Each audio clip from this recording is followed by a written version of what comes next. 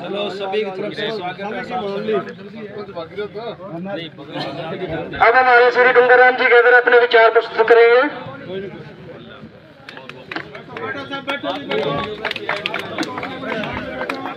खत्म चलो राम राम साहब सारा ने सभी संत महापुरुषों को नमन करते हुए गांव की चौपाल में इकट्ठा हुए सभी बुजुर्ग, नौजवान साथी, प्यारे बच्चे, हमारे साथ टीम में चल रहे कांग्रेस पार्टी के वरिष्ठ नेता, राजस्थान सरकार के राज्य मंत्री श्री गुरु नानक देव सिख कल्याण बोर्ड के चेयरमैन श्री परमजीत सिंह रंधावा जी, गुरु नानक देव सिख कल्याण बोर्ड के सदस्य श्री मलकीत सिंह जी, सरपंच साहब इकबाल सिंह जी, बंसी छाबड़ा जी, सरपंच साहब पूर्ण जी, सुरेंद्र जी, पवनलाल सारण जी, भागीरथ जी, बूटा सिंह जी और सम्मानित मंच और सम्मानित सुभाष हरस जी और गोयल साहब प्रवीण गोयल जी और सम्मानित मंच और सम्मानित सारी टीम। इस गांव में कई बार आने का, कई बार अपनी बात रखने का मौका मुझे मिला है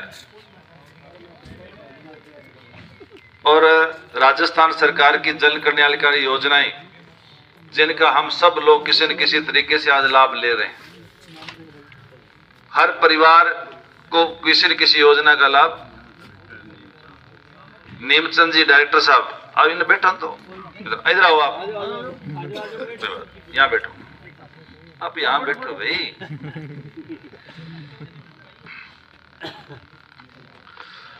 तो हम हर परिवार किसी न किसी योजना का लाभ ले रहे हैं। चेयरमैन साहब 2-3 दिन पहले मैं किसी घर गया, 4 दिन की बात हो गई, उन्होंने मुख्यमंत्री अशोक गहलोत साहब की फोटो जहां अपने पूजा स्थल होता है ना वहां लगा रखी थी। उसने जो बताया वास्तव में ही उन्होंने कहा कि आज ये जो घर मेरा बचा हुआ है ये अशोक गहलोत साहब की वजह से बचा हुआ है और मेरी माँ बची हुई है वो अशोक गहलोत साहब की वजह से बची हुई है।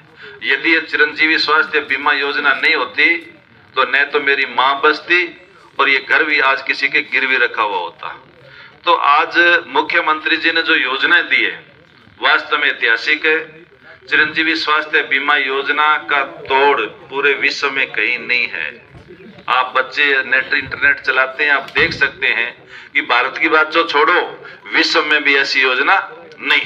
तो ऐसी योजनाएं जिस मुख्यमंत्री ने दी, जिस पार्टी ने दी, उस पार्टी को साथ दे करके हम लोगों को आने वाली 25 तारीख को हाथ के निशान के सामने का बटन दबा करके और कांग्रेस को जिता करके भेजना है।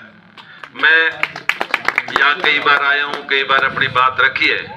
1989 में ग्रेजुएशन करने के बाद जब मैंने राजनीति में आया तब मैंने प्रण किया था कि मेरे नाम से कोई संपत्ति नहीं होगी और मैं मेरा पूरा का पूरा जीवन सेवा में लगाऊंगा।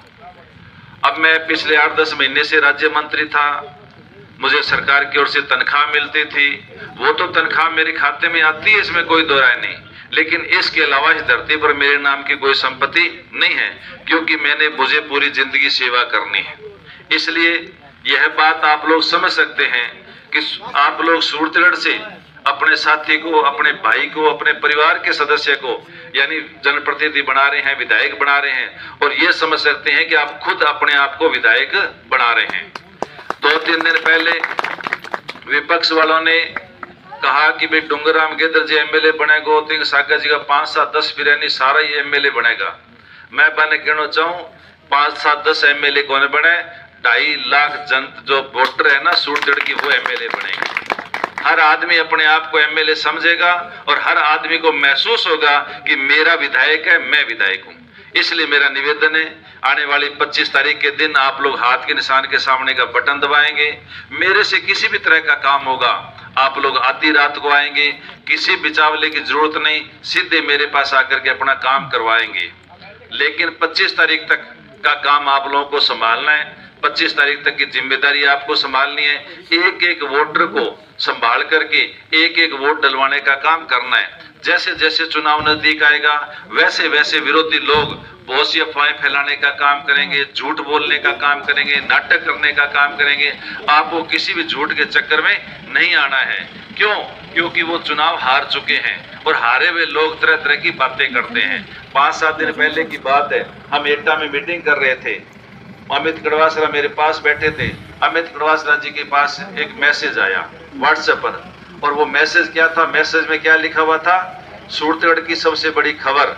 आगे लिखा हुआ था, सूरतगढ़ से कांग्रेस के प्रत्याशी डूंगरराम गेदर साय 6 बजे सड़क दुर्घटना में हुए घायल, प्राथमिक उपचार के बाद किया जयपुर रेफर, हालत बताई जा रही है नाजुक। आगे क्या लिखा हुआ था? उनके साथ चल रहे बलराम वर्मा की मौके पर मौत। आप बताओ वो क्या साबित करना चाहते हैं? ऐसे मैसेज देकर के क्या फैलाना चाहते हैं? वो सनसनी फैलाना चाहते हैं। लेकिन मैं कहना चाहता हूं, जिस दिन वो मैसेज उन्होंने डाला उस दिन मैंने ये बात है वो इकबाल सिंह जी महसूस की कि वो चुनाव हार चुके हैं, उन्होंने हार मान ली है, इसलिए वो ऐसे मैसेज कर रहे हैं। और आपसे मेरा निवेदन है, मेरे कार्यकर्ताओं से निवेदन है कि आप लोगों को उनका जवाब नहीं देना है। वो हारे हुए हैं, वो कुछ भी करेंगे, झूठ बोलेंगे, नाटक करेंगे, लेकिन आप जीते हुए हो, आपको कुछ भी नहीं करना है। आपको बिल्कुल आराम से, जैसे आप लोग वोट मांग रहे हो, जैसे आप एक एक व्यक्ति के पास जा रहे हो, जैसे एक एक को समझा रहे हो, जैसे आप लोग एक एक को समझा करके अपने साथ लगा रहे हो, आपको वैसे ही काम करना है। उनके व्हाट्सएपों का कोई जवाब नहीं देना है। आखिर के अंदर वो कोई यानी झूठी फेसबुक आईडी बना करके और वो यानी जाति के बारे में कुछ लिखेंगे, धर्म के बारे में कुछ लिखेंगे। मैंने बहुत अच्छी तरह